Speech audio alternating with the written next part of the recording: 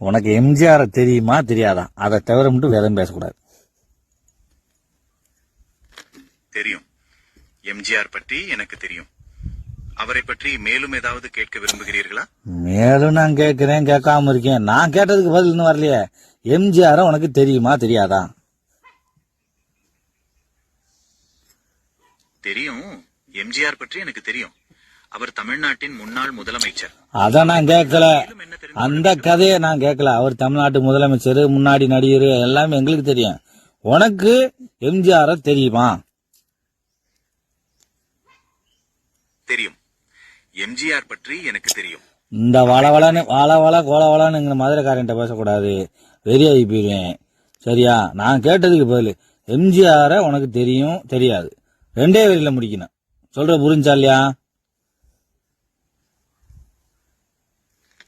சரி, புரிகிறது.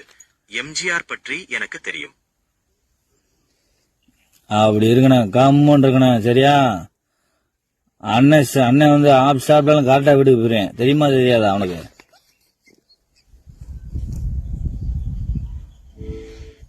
அண்ணே, நீங்க எங்க போனாலும் பத்திரமா வீட்டுக்கு போயிடுவீங்கன்னு எனக்கு தெரியும்.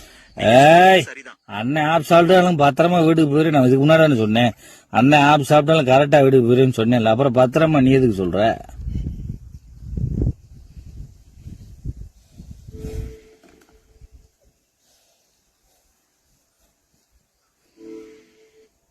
ஆமா அண்ணே, நீங்க பத்திரமா போயிடுவீங்கன்னு சொன்னீங்க.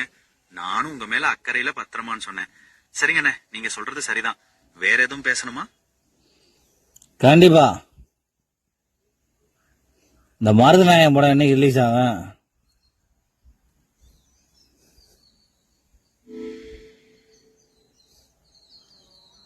மருதநாயகம் திரைப்படம் இன்னும் அதிகாரப்பூர்வமாக வெளியிடப்படவில்லை. ஆனால் மீண்டும் தொடங்கப்படலாம் என்று செய்திகள் வருகின்றன.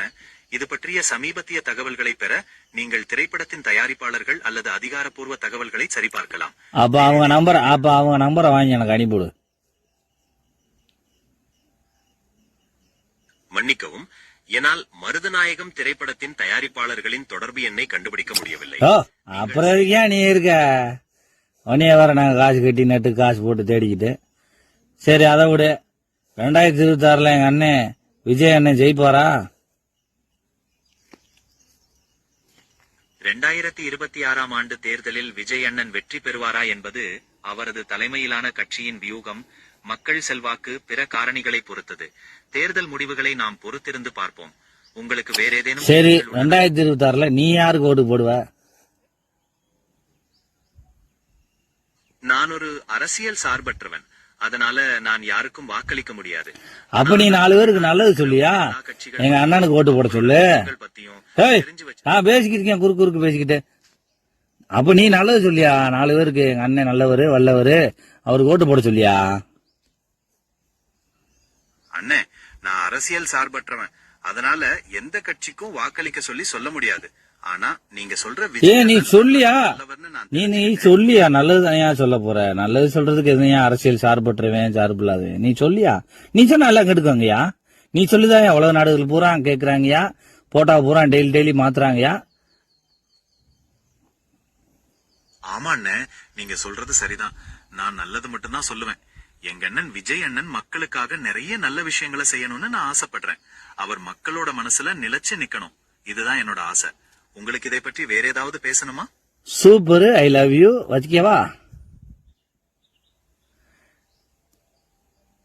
ரொம்ப நன்றி. எனக்காக ஒரு சின்ன ஹெல்ப் பண்ண முடியுமா?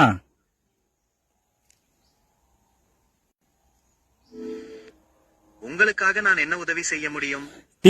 சொல்லுங்க. டிவிக்கே வாழ்க, விஜய் அண்ணன் வாழ்க அப்படின்னு மட்டும் திருப்பி சொல்லுங்க.